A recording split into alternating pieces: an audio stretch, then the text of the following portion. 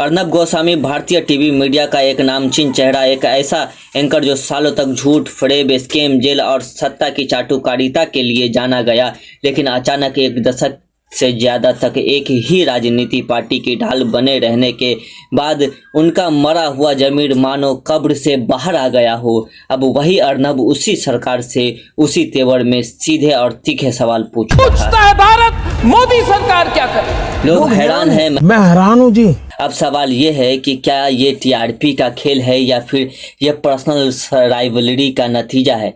क्या अर्नब अब सच के रास्ते पर चलना चाहते हैं? क्या सच में अर्नब और सरकार के बीच दूरी बढ़ रही है या फिर ये एक नई स्ट्रेटजी है?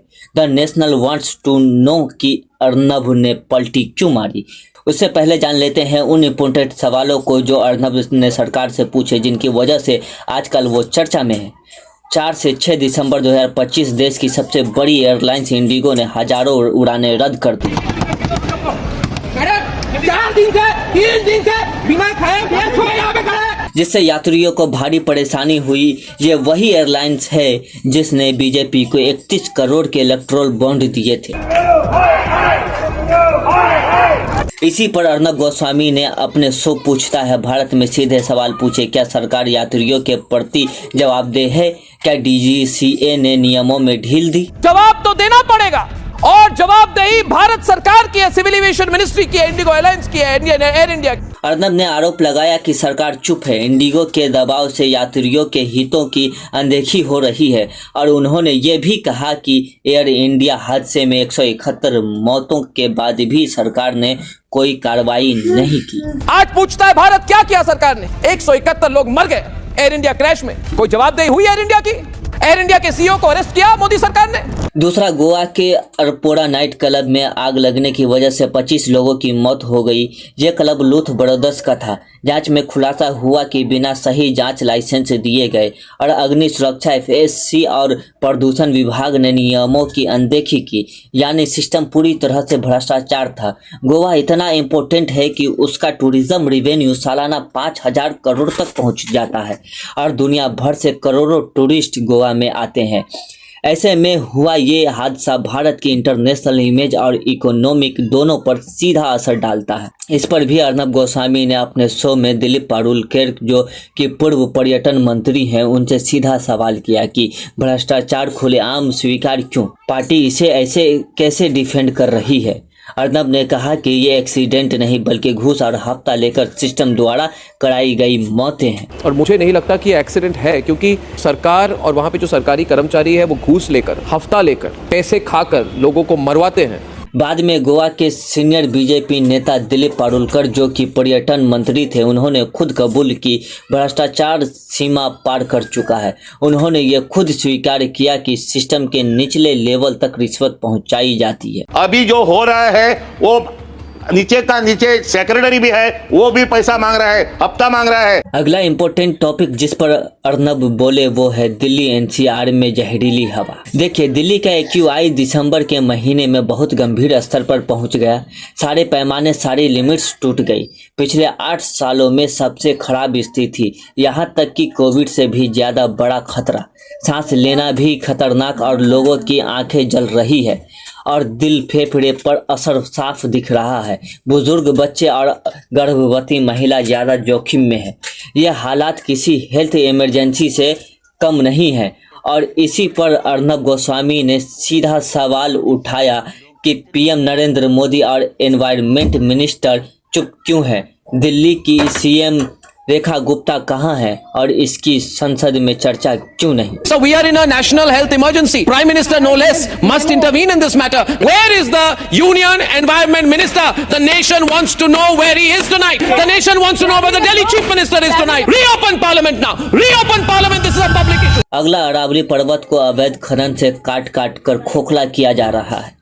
जंगल साफ करके फार्म हाउस, कॉलोनियां और बड़े प्रोजेक्ट्स बनाए जा रहे हैं, जिसमें सुप्रीम कोर्ट ने कहा है कि 100 मीटर से ऊंचे पर्वत ही केवल अरावली पर्वत माना जाएगा और किन्हीं दो पहाड़ियों के बीच अगर 500 मीटर से ज्यादा गैप हो तो उसे भी अरावली पर्वत का हिस्सा नहीं माना जाए। और इसी के साथ सुप्रीम कोर्ट ने करीब 90% अरावली पर्वत को खनन और रियल एस्टेट के हाथों में सौंप दिया। माफिया, पैसा और राजनीतिक दबाव मिलकर अरावली को चुपचाप खत्म कर रहे हैं। अर्नब गोस्वामी ने बीजेपी सरकार और सुप्रीम कोर्ट से सीधा सवाल किया कि अरावली को माइनिंग और कॉरपोरेट हितों जैसे अडानी के लिए बर्बाद क्यों किया जा रहा है। Very big businessmen to destroy a mountain range. I'm talking about the Aravalli range. PM Narendra Modi को हस्तक्षेप क्यों नहीं करना चाहिए। The Prime Minister of India not say. और यही नहीं, उन्होंने पूर्व सीजीआई न्यायमूर्ति BR गवई से सीधे सवाल किए। अगला 15 दिसंबर 2025 को बीजेपी के एक विधायक हैं राकेश शुक्ला उर्फ गोलू शुक्ला, उनके बेटे अंजनेश शुक्ला की इंदौर में शादी थी। वो रिपोर्ट में पता लगा कि लगभग 70 लाख के उन्होंने अपनी शादी में पटाखे फोड़ दिए।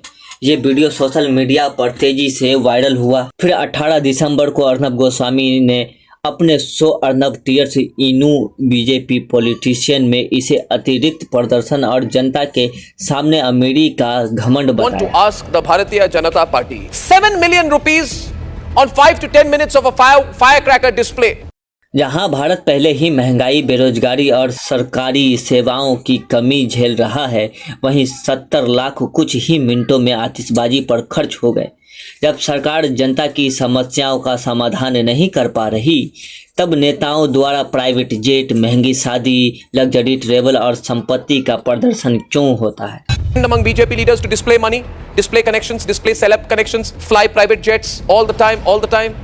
Buy the most expensive cars, BJP leaders and leaders. अगला महत्वपूर्ण टॉपिक जिस पर अर्नब ने अपनी आवाज बुलंद की वो था 2017 का उन्नाव कांड। हाल ही में एक शर्मनाक मामला सामने आया है, जहां उन्नाव कांड के दोषी बीजेपी नेता को दिल्ली हाईकोर्ट ने जमानत दे दी। अब यहां पर यह जानना जरूरी है कि यह मामला इतना गंभीर क्यों है। 2017 में यूपी के एक शहर उन्नाव में एक नाबालिग लड़की के साथ कुलदीप सिंह सेंगर ने कार्य किया, लेकिन फिर भी FIR दर्ज नहीं हुई। पुलिस ने मामला दबाने की कोशिश भी की।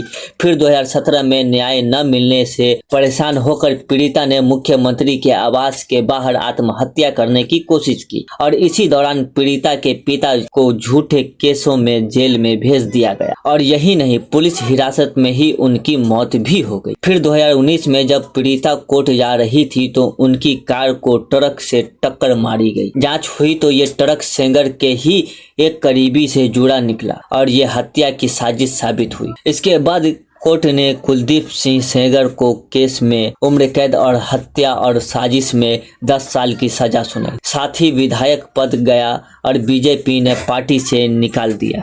इसी पर अर्नब गोस्वामी ने दिल्ली हाईकोर्ट के फैसले पर बीजेपी सरकार और न्याय व्यवस्था से सवाल किया कि बलात्कारी पूर्व बीजेपी विधायक कुलदीप सिंह सेंगर की उम्र कैद की सजा निलंबित क्यों की गई। We are against this verdict, both in its letter and in its spirit. Does not mean it won't be followed, it will be followed. But this is not right. Just not right. यहाँ तक कि पीड़िता को live show पर बुलाकर न्याय की मांग की और सरकार पर शर्मिंदगी जताई। तो ये ऐसा सवाल है और ऐसा काम है जो मैनुअली मीडिया का होना चाहिए। अगर सत्ता में बैठी सरकार से कोई जर्नलिस्ट सवाल पूछता है तो उस पर ताजुब नहीं होना चाहिए। लेकिन अर्नब पिछले 1 दशक से ज्यादा से जिस रास्ते पर थे और अभी जो उनका रूप है, इन दोनों में जमीन आसमान का फर्क है। आपको क्या लगता है, अर्नब गोस्वामी अब सच के रास्ते पर है या फिर अपने TRP बढ़ाने के लिए ऐसा कर रहा है? अगर TRP के लिए ऐसा कर रहा है तो आप लोग कमेंट में जरूर बताएं कि TRP के लिए ऐसा कर रहा है, तो मैं इस पर अगला वीडियो फुल डिटेल में लेकर आऊंगा। लेकिन उससे पहले आप इस चैनल को सब्सक्राइब कर लीजिए ताकि अगला वीडियो जब आए तो आप तक सीधा पहुंचे।